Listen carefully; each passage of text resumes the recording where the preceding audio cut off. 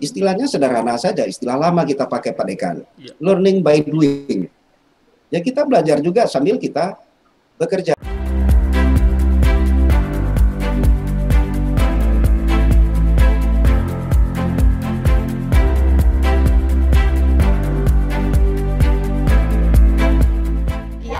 Semuanya hadir di acara Uninspiring malam ini edisi ketiga dari acara Uninspiring kita yang akan menghadirkan seorang inspirator dan kita akan bicara lebih dekat dengan beliau. Selain itu acaranya juga kita akan untuk meningkatkan silaturahim kita ya udah Munzir ya. Ya, dan juga menginspirasi kita semua. Tentu saja rekan mahasiswa kita semuanya, kemudian alumni dan masyarakat umum tentu udah Munzir. Ya. Silahkan bergabung di acara Uninspiring.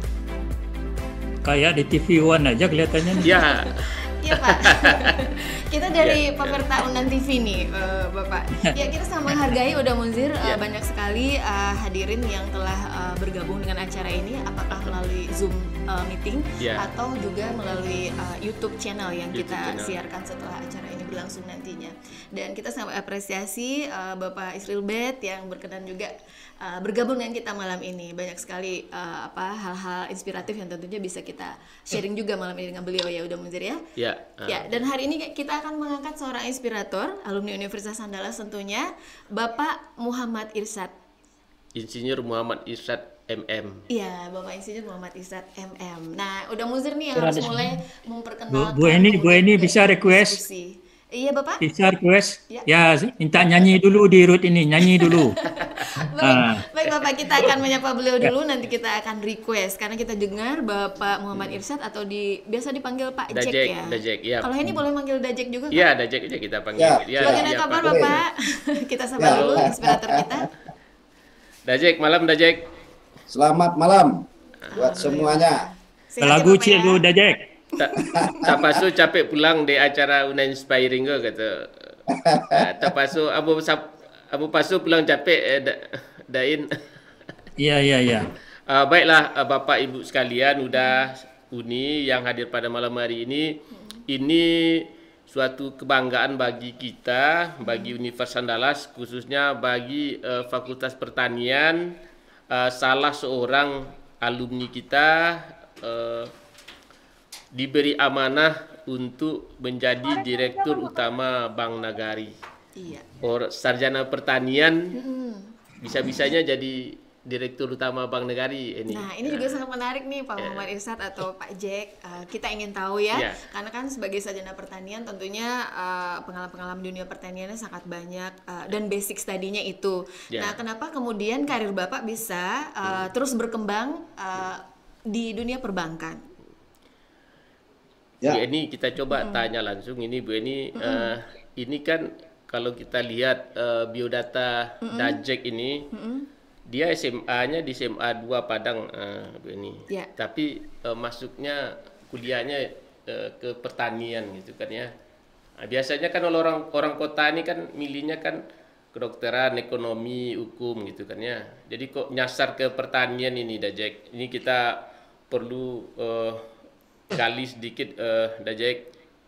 Gitu mungkin ya, bisa gitu ya. berbagi Dajek kok bisa nyasar ke pertanian Dajek. Gitu ya, memang pertanian nyasar ya. boleh kita jawab langsung. Bu Eni boleh kita jawab Pak Dekan? Ya, silakan ya. Dajek silakan Pak. Dajek. Sebetulnya kalau kita hidup itu tergantung daripada motivasi aja. Jadi saya ketika ditanya Pak Dekan tadi, Pak Munzir, ya kenapa kok nyasar ke Fakultas Pertanian Unan? Sebetulnya pilihan saya adalah memang pertanian. Jadi hidup ini nggak boleh nyasar Pak Dekan. Bukan nyasar ya. Jadi pilihan pertama itu memang pertanian ya Dajek ya? Memang pertanian. Saya ada pilihan memang saya punya saudara dulu di Medan. Ya kita tes perintis 3 namanya. Saya juga milih pertanian USU. Wah, luar biasa. Kemudian saya juga di pilihan saya di Unan.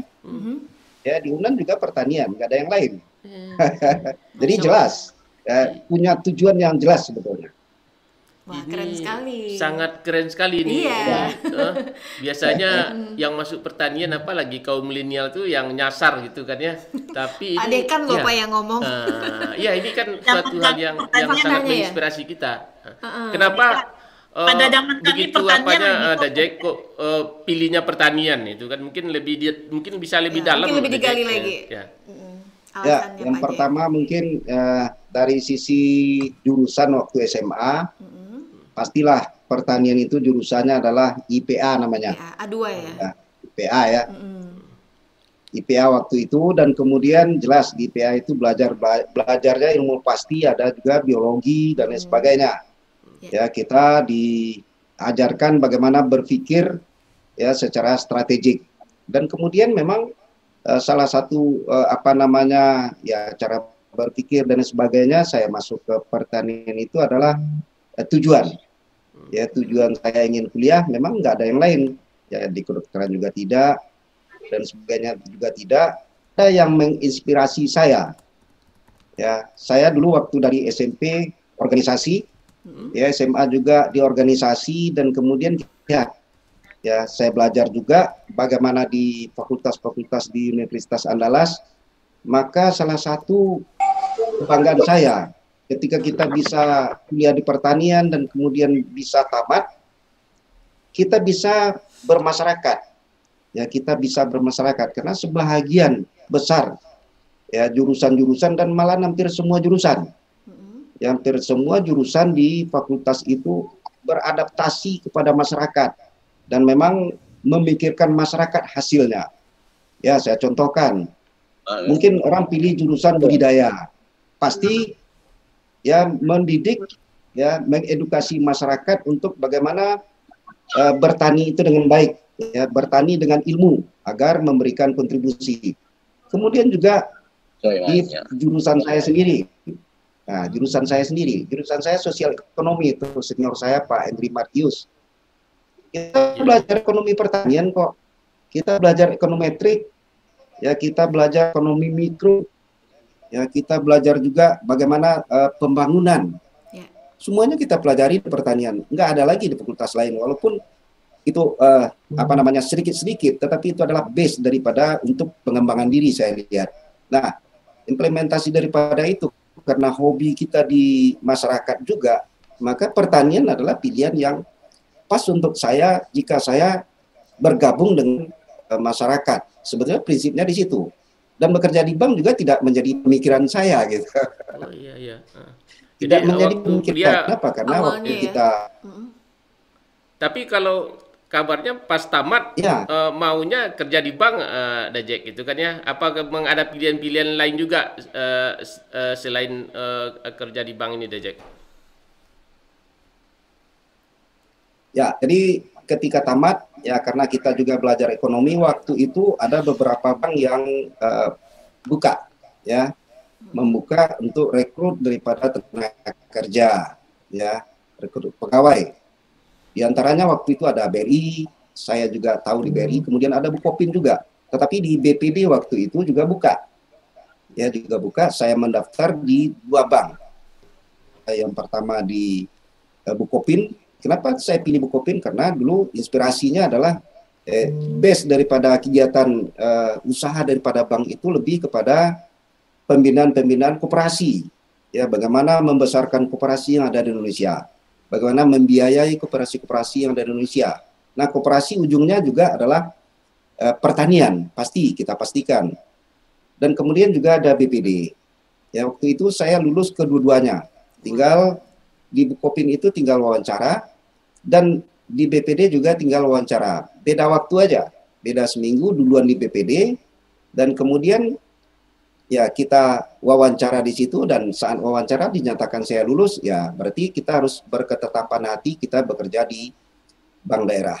Dan bagaimana kita mengembangkan diri, itulah gunanya kita ada kegiatan-kegiatan di kampus, ya organisasi-organisasi di kampus, baik organisasi cinta alam, ada Koma, ya ada organisasi di jurusan juga, ya ada kegiatan-kegiatan ekstra yang memang banyak di kampus. Ya, saya memahami sekali kita waktu saya kuliah ada istilah tim 24 jam, kita 24 jam di kampus. Ngapain sih 24 jam di kampus?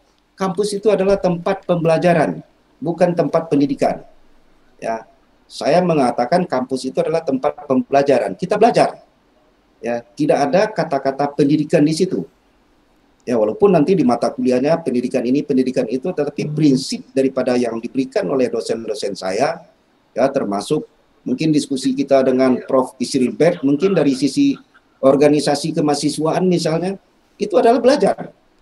Nah, di situ kita bisa mengembangkan diri. Nah, prinsip saya di situ adalah ketika saya harus bekerja, saya harus mengembangkan diri. Dan apapun, kemudian bekerja, ya, dan belajar. Istilahnya sederhana saja, istilah lama kita pakai Pak Dekan. Learning by doing. Ya, kita belajar juga sambil kita bekerja. Nah, di situ kita bisa mengembangkan diri kita dengan baik. Ini adalah tantangan. Dan perlu saya sampaikan juga, dalam karir saya di Bank Nagari, ya loncat-loncat juga.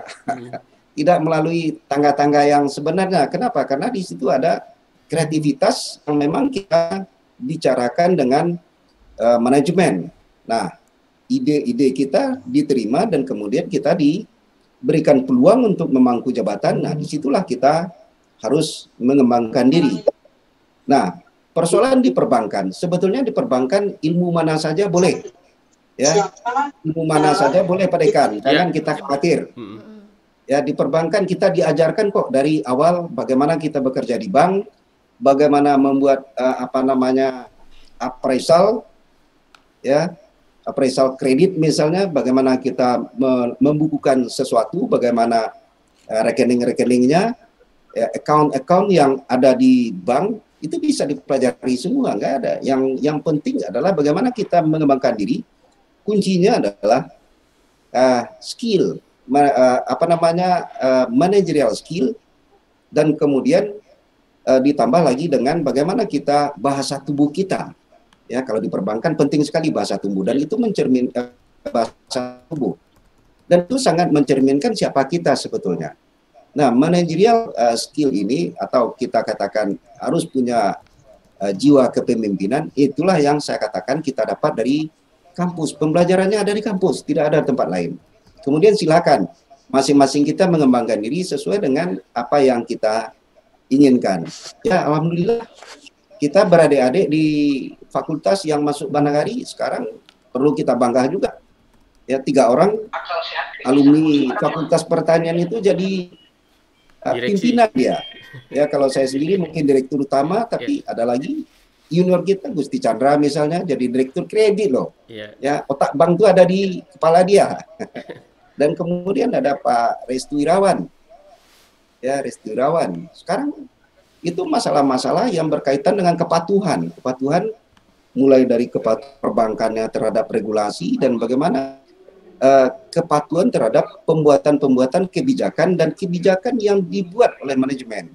Dia yang menentukan, dia yang mengatakan ini boleh, ini tidak. Dan ini posisi-posisi yang sangat strategis. Nah, kita tahu kalau Restu Irawan misalnya, Gusti Chandra, mereka juga cukup aktif di kampus, saya lihat, dan mengembangkan diri setelah masuk di BPD. Ya, kita ada sekitar 63 orang kalau saya nggak salah. Itu sudah sebagian besar itu posisinya sudah jelas, ya, sudah jelas. Nah, bagaimana kita mengembangkan diri, bagaimana kita mencapai suatu posisi, tetap saja apa yang kita sudah dapat di kampus, kemudian kita kembalikan ke dalam diri kita untuk mengembangkannya. Tidak semua alumni yang bisa mengembangkan diri, dan kita harus paham juga itu. Ya, tidak semua alumni harus bisa mengembangkan diri.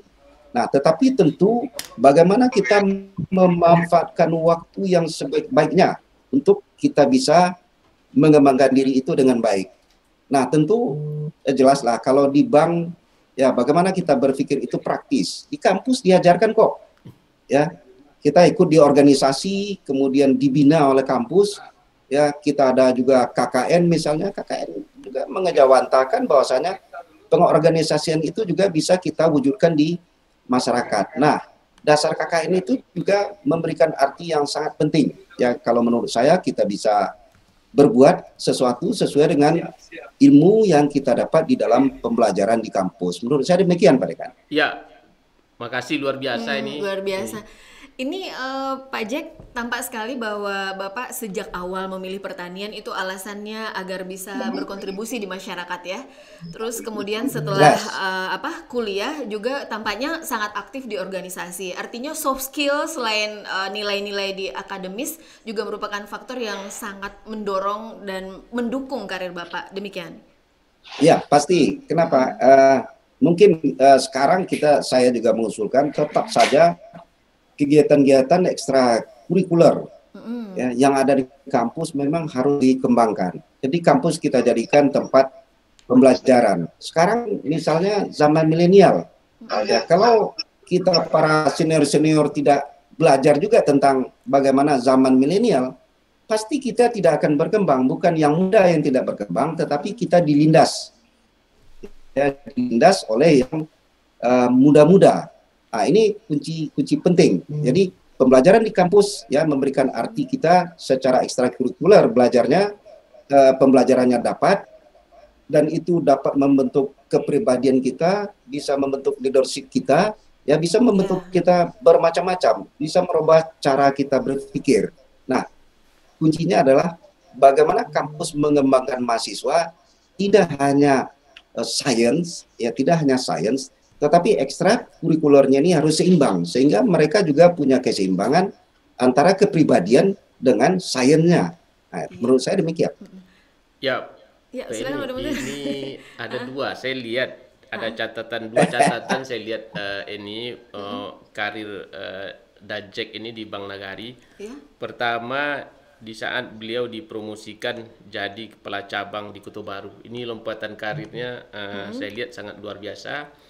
Kemudian juga di saat beliau menjadi direktur keuangan di Bank Nagari. Ini luar biasa juga inovasi-inovasi yang beliau lakukan di Bank Nagari. Sebelum kita lempar nih ada teman-teman beliau ini telepon Pak Jack, kita ingin menggali 2 poin ini. Pak Jack, bagaimana promosi ini, apa yang kira-kira dilihat orang kok bisa promosi itu bertingkat-tingkat seperti itu?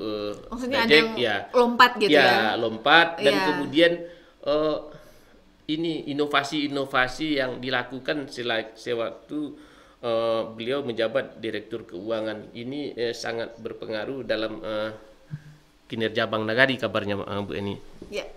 Iya. Bagaimana tuh Pak Jack? Ya, boleh. Pak Dekan, Bu Eni, boleh saya teruskan? Iya, Dajek, silakan. Dajek, bagaimana nih pengalaman di Kota Baru ini, Dajek? Jadi waktu itu saya memang, saya cukup bagus juga karir saya. Begitu saya diangkat jadi pegawai, ya kemudian saya diangkat menjadi fungsional setara kepala seksi. Jadi saya tidak menunggu lama-lama. Dan kemudian setelah kepala seksi saya pindah juga ke Batu Sangkar, saya masih kepala seksi. Nah, bank itu membiayai berbagai bidang, termasuk sektor pertanian. Ya, kita tahu Sumatera Barat sektor pertanian. Nah, waktu itu sedang gencar-gencarnya melakukan membuat pengembangan di plasma, kebun sawit. Ya, ketika ada cabang saya melakukan pembiayaan bentuk kreditnya, dulu ada program KKPA namanya. Ya, saya ketemu waktu itu di Batu Sangkar dengan direktur utama saya. Dia menanyakan bagaimana ini mengawasi, mengembangkan ya KUD ini. Nah, itu yang saya katakan tadi, bahwasanya itu ilmu kampus. Ya, kita belajar kok pengorganisasian, kita belajar di KUD, kita belajar kok. Ya, setelah saya ceritakan bagaimana langkah-langkah mengembangkan perkebunan rakyat itu, ya direktur utama saya tertarik, kemudian ditawarkan. Ya, sanggup nggak kamu sekarang jadi kepala cabang? Ya, kenapa nggak sanggup sih? Ya, kita tantangan harus kita terima. Tapi alhamdulillah, Bu Eni, Pak Dekan, ya itu berjalan dengan baik. Ya, berjalan dengan baik. Itu satu. Itu loncatan. Jadi, itu. Loncatan ada ide yang ditawarkan sehingga orang percaya dengan kita bahwa kita mampu punya melakukan kemampuan itu, ya. Itu yang tadi disebut oleh Pak Jack dengan bahasa tubuh, mungkin kemampuan komunikasi. Apakah itu yang Bapak maksud? Termasuk ya, kita bekerja di bank pastilah ya kemampuan berkomunikasi itu harus lengkap dengan bahasa tubuhnya.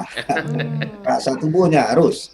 Dan kemudian yang kedua mungkin saya sampaikan juga, saya jadi direktur, ya waktu itu saya calon dirut juga kok, ya situasinya berbeda juga, kemudian saya jadi direktur. Nah, teknologi Bank Nagari ini atau BPD Sumbar waktu itu masih teknologi lama. Ya, kita punya ide dan kemudian kita tahu bahwasanya persaingan perbankan itu di bidang teknologi. Saya bukan orang teknologi. Saya tidak tahu dengan teknologi. Tetapi bagaimana kita mengelolanya itu balik lagi saya ke ilmu kampus. Ya, bagaimana menipu orang ada di kampus kok. Nah, itulah yang kita lakukan dan kemudian kita lakukan elaborasi. Dan malah paling cepat di antara mungkin seluruh perbankan Indonesia juga paling cepat. Kita migrasi itu Pak Dekan. Ya, kita butuh waktu cuma persiapan 5 bulan. Ya, 5 bulan teknologi semuanya kita ganti, sistem kita ganti, dan itu migrasinya istilah perbankannya atau istilah teknologinya adalah Big Bang. Satu, tidak paralel. Nah, itu yang kita lakukan, tetapi jalan. Nah, dengan jalannya teknologi yang demikian, ya istilah perbankannya teknologinya 724, 7 hari 24 jam, bank itu beroperasi secara teknologi. Dengan dasar itu kita bisa mengembangkan semuanya. Ya, kita bisa mengembangkan semuanya. Nah, kita lihat sekarang di zaman Covid sekarang, ya transaksi digital Bank Nagari itu bisa naik 40% langsung.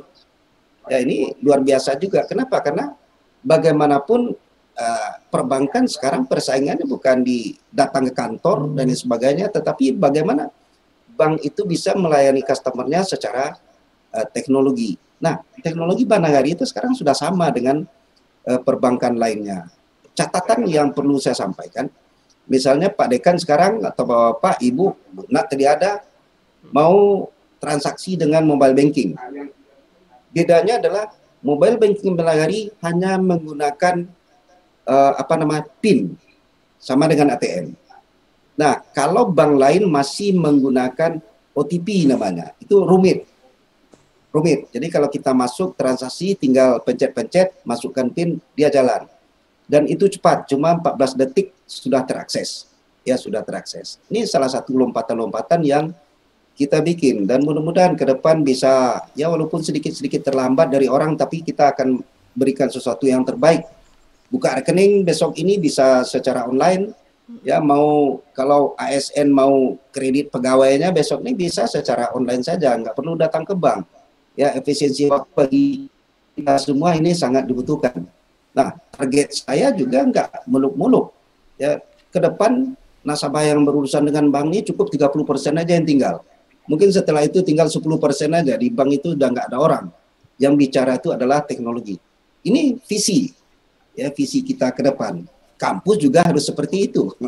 Apalagi di COVID sekarang, bagaimana kita memberikan pembelajaran kepada mahasiswa juga secara teknologi. Nah, teknologilah yang berbicara.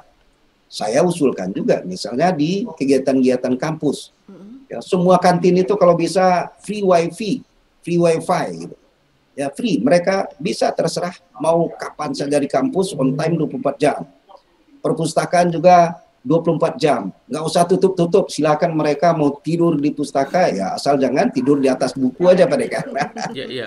Boleh aja di kampus juga, kantin juga harus menyediakan seperti itu, tetapi tidak untuk kantin yang sifatnya kantin digital itu kita hanya menyediakan makanan yang sudah jadi, kemudian ada teh, kopi dan segala macam. Mereka silakan ya 24 jam bekerja di situ, mau bikin tesis, mau cari apa saja bahan, tinggal diskusi dengan mungkin dosen-dosen aja atau diskusi di antara mahasiswa. Kita juga harus mengembangkan di kampus FGD. Ya, FGD ini sangat membantu ini Pak Dekan. Ya, kita di kantor juga mengembangkan itu. Jadi lompatan-lompatan yang harus kita bikin itu tergantung daripada kemauan kita. Ya, kalau kita mau pasti ada jalan. Ya, di Al-Qur'an juga Allah mengatakan, ya, sesungguhnya jika di dalam kesempitan, percayalah Allah akan memberikan kelapangan. Ayat loh. Ayat itu. Fa amma man saqulat mawazinuhu fa huwa fi 'ishatin radiyah katanya. Ya. Nggak usah kita parno dengan kesulitan. Ya, yang penting bagaimana diri kita yakin kita keluar dari suatu masalah dan kita bisa mengembangkan diri, tentu adalah bagaimana kita belajar dengan baik. Belajar dengan baik tidak hanya di buku, tetapi di alam juga, di organisasi juga. Demikian mungkin Pak Dekan dan Bu Eni. Ya. Mantap sekali.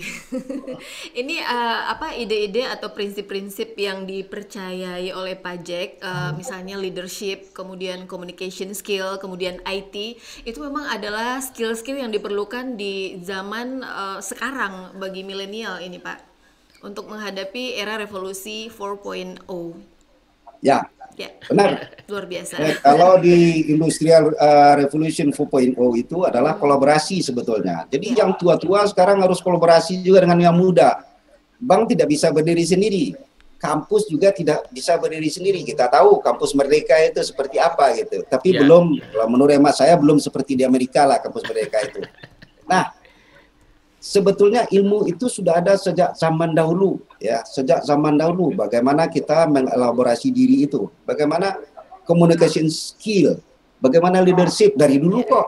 Ya tinggal di kitanya aja mau pakai yang mana. Tapi yang prinsip adalah bagaimana kita ingin maju itu ditentukan oleh diri kita sendiri, tidak bisa orang menentukan. Kita mau jalan ke kanan, kita yang menentukan ke kanan, ke kiri kita mau menentukan ke kiri, tetapi yang penting ya bagi saya hidup tidak boleh sombong Pak, ya tidak boleh sombong. Karena hidup harus penuh dengan bersyukur gitu. Ya kalau kita syukuri hidup kita, yakinlah kita pasti, mungkin untuk semua nanti bisa juga disampaikan ke adik-adik saya, bahwasanya bersyukur itu tinggi kok. Ya sehingga kita tidak menjadi sombong, kita bisa mengembangkan diri, kita bisa bergaul dengan siapa saja. Mungkin demikian Pak Dekan dan Bu Eni. Ya, luar biasa. Luar biasa. Seperti kata Buya Hamka itu Pak Jack. Jadi kalau kita harusnya percaya diri gitu, karena ketika kita punya iman kita harus merasa tinggi. Ya. Ya, luar biasa. Silakan udah Muzir. Ya, ini kita udah mendengar bagaimana inspirasi luar biasa dari Dajek. Dan juga banyak tamu-tamu kita gitu kan ya. Dan juga sebetulnya di awal tadi kita akan mendengarkan sedikit sambutan dari Pak Rektor, tapi Pak Rektor berhalangan hadir dan ini diwakilkan oleh Pak WR 3 kita, Pak Insanul Kamil, Pak Dr. Insanul Kamil.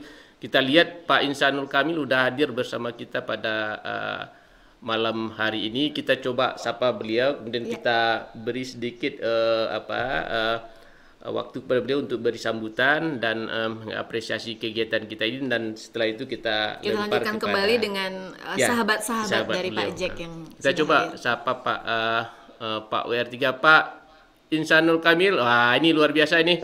Wah, Assalamualaikum Pak Nanu ini karena biasanya sapanya Pak Nanu. Malam Pak. Malam Pak Dekan. Assalamualaikum warahmatullahi wabarakatuh. Ya. Tadi langsung kita mulai Pak, karena tadi jam 8 saya lihat Pak Nanu kita udah lanjut tadi, kemudian saya lihat ada Pak Nanu. Jadi ini sedikit sambutan dari Pak Warek kita tentang Unan Inspiring dengan inspirator kita pada malam hari ini Pak M. Irsad. Ini juga Bu Edi, Pak Jack ini SMA 2 Padang, Pak Nanu ini juga dari SMA 2 Padang nih Pak Bu Edi. Sesama alumni nih. Mohon waktunya bisa Pak Nanu, silakan kita berikan kesempatan sebelum kita lempar ini ya ke teman-teman yang lain, sahabat yang lain. Silakan Pak Nanu, silakan. Bismillahirrahmanirrahim. Assalamualaikum warahmatullahi wabarakatuh. Waalaikumsalam warahmatullahi wabarakatuh. Yang saya hormati tamu kita terhormat malam ini, inspirator kita, Pak Dajek. Assalamualaikum Dajek. Waalaikumsalam warahmatullahi wabarakatuh. Sehat Dajek. Sehat, alhamdulillah. Dan Bu Eni. Iya Pak.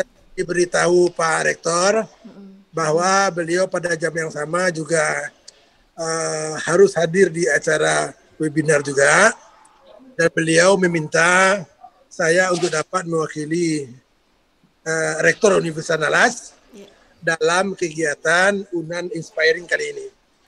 Saya itu tidak akan banyak yang bisa saya sampaikan, karena menurut hemat saya kehadiran Pak Jack, Pak M. Irsad pada malam ini akan memberikan dimensi banyak bagi kita semua dalam hal mengambil resiko dalam kehidupan. Jadi saya tadi hanya setengah jam, lebih kurang setengah jam, 25 menit lah mendengarkan Dajek bicara tadi. Yang saya tangkap itu adalah sekolah itu menjadi tempat untuk belajar. Itu satu poin penting. Dan yang kedua adalah bagaimana Bang Nagari mengambil sikap, mengambil resiko, melakukan sebuah inovasi. Artinya kalau IT itu hitam putih ya. Jadi Pak Jack mengatakan IT itu nggak bisa diangsur gitu loh. Tapi tidak semua orang memiliki kemampuan leadership itu mentransformasi total secara digital sebuah sistem. Itu tidak semua pemimpin yang punya. Itu hanya orang-orang yang mampu mengambil resiko dan menghitung resiko itu akan dapat dilalui. Itu Pak Jack memberikan pelajaran penting itu tadi menurut saya. Terima kasih Pak Jack, itu sesuatu yang jarang di perguruan tinggi. Keberanian bertransformasi secara total itu jarang kita lihat di kampus manapun sekarang pada saat ini. Jadi mazhabnya tetap diangsur, itu ya sesuatu yang akan membuat perubahan menjadi begitu lambat itu. Saya melihat itu yang paling kita ambil 25 menit dari Pak Jack, bagaimana pengambilan sebuah keputusan itu harus cepat dan keputusan itu harus merubah situasi juga dengan cepat. Itu terima kasih Pak Jack. Saya sangat terinspirasi oleh kalimat Pak Jack tadi, dan itu sangat inline dengan tema atau judul bingkai kegiatan yang dari Pak Dekan, Pak Dr. Munzir dan Bu Eni bawakan, bahwa ini memang sebuah momen Unan inspiring di mana memberikan inspirasi yang begitu luar biasa kepada kita semua. Nah, mudah-mudahan saya berharap besok di Fakultas Pertanian itu ada spanduk siapa lagi setelah Pak Jack. Karena kalau di kampus BPD itu namanya bukan Bank Pembangunan Daerah, tapi Bank Pertanian Daerah. Sebegitu banyaknya kader-kader terbaik pertanian Universitas Andalas yang hadir di situ. Nah, hari ini dibuktikan bahwa seorang direktur utamanya adalah alumni dari Fakultas Pertanian. Itu Pak Munzir dan Bu Eni. Saya terima kasih sekali Pak Jack. Salam dari Pak Rektor tadi Pak Jack. Sama-sama Pak Dono.